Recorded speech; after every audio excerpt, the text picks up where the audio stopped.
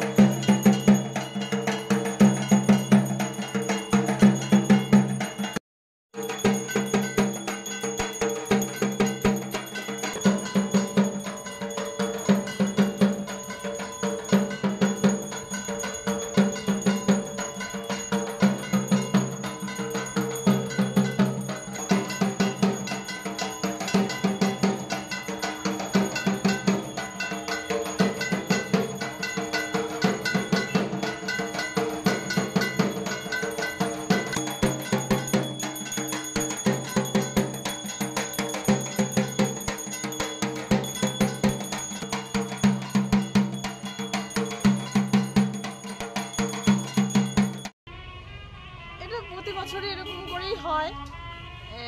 মদনমোহনকে স্নান করানো হয়, ডাবের জল দিয়ে করা হয়, আমরা আসি দেখি। হ্যাঁ, এবার এটা তো ঐতিহ্যই। রাসমেলা একটাই, সবাই বছরের পর বছর অপেক্ষা করে থাকে এই রাসমেলার জন্য। আর মদনমোহন ঠাকুর খুব জাগ্রত। আমরা কোনো পার্বণ হোক, কিছু হোক, এখানে আমরা আসি, পুজো দেই।